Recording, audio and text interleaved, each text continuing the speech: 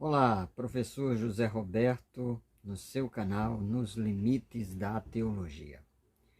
Vamos tratar sobre a doutrina da expiação, ou seja, da morte e da ressurreição de Jesus.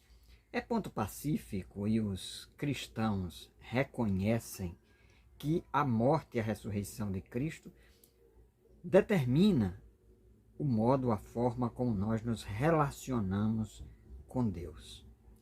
Mas você sabia que existem pelo menos três perspectivas a respeito da doutrina da expiação? Então vamos abordar a respeito de cada uma delas e vamos refletir o significado que essas perspectivas têm do ponto de vista teológico.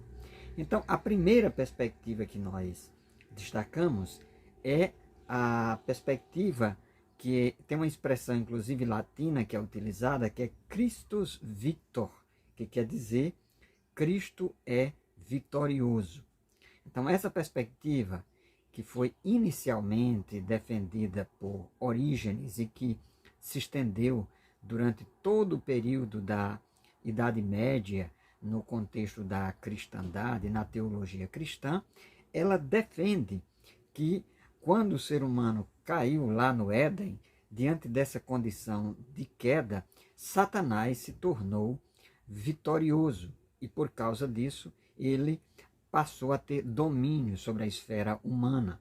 E há passagens bíblicas que dão algum fundamento a essa realidade, quando dizem que Satanás é o Deus deste século, que Satanás está sob domínio, que Satanás governa e controla as pessoas. Então, diante dessa condição de derrota de Adão no Jardim do Éden, se fazia necessário que alguém viesse para destronar o império das trevas e para vencer Satanás. Então, essa visão do Cristo vitorioso, essa perspectiva do Cristo vitorioso, ela defende, portanto, que Cristo na cruz do Calvário, através da sua morte e ressurreição, ele venceu Satanás. E ao ter vencido Satanás, nos dá agora plena liberdade para que nós possamos ter acesso ao Pai, dialogar com o Pai e nos portar, né, de forma a ter acesso ao Pai. E agora ter liberdade, inclusive força diante do poder ou dos poderes do mal e os poderes das trevas. Então essa é a primeira perspectiva teológica em relação à doutrina da expiação. A segunda é uma doutrina que se notabilizou, né, no período ali já medieval, próximo do período ali que vai se aproximando da Reforma Protestante. Não por acaso essa perspectiva adquiriu respaldo no contexto dos reformadores de Calvino e de Lutero, é a perspectiva substitutiva. E ela foi defendida basicamente por um teólogo escolástico que estuda essas questões aí da fé e razão, que foi o Anselmo de Aorta. O Anselmo, ele defende, passa a defender, que a morte de Cristo teve esse caráter substitutivo. Cristo morreu no meu e no seu lugar. O castigo e a punição que estava sobre Cristo era a punição que nós deveríamos receber.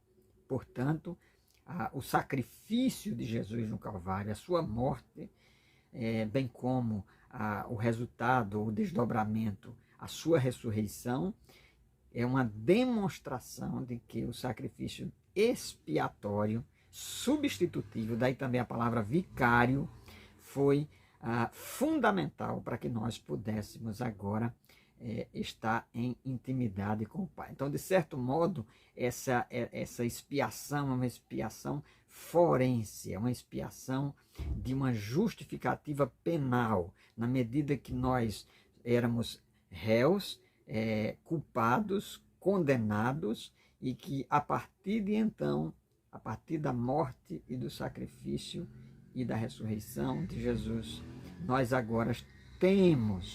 nós temos agora uma nova condição perante Deus, perante o Pai, e que não mais sofremos essas penalidades. Daí desdobramentos como a doutrina da justificação, que foram desenvolvidas pelos reformadores para justificar essa segunda perspectiva, que é a perspectiva substitutiva.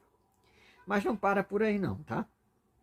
Tem uma terceira perspectiva a respeito da doutrina da expiação, que é a perspectiva do governo moral. Essa perspectiva tem adquirido cada vez mais adeptos, e daí ela defende, não que ela negue propriamente a perspectiva do Cristo vitorioso, a perspectiva do Cristo Cordeiro, que realiza o seu sacrifício substitutivo, mas ela implementa essa condição da moral do cristão, que a partir da morte e da ressurreição de Cristo passa a viver em novidade de vida e altera a sua condição moral, a sua condição de justiça, e que por causa do sacrifício, da morte e da ressurreição de Jesus, o cristão a partir de então deve viver de forma condizente e viver de forma justa.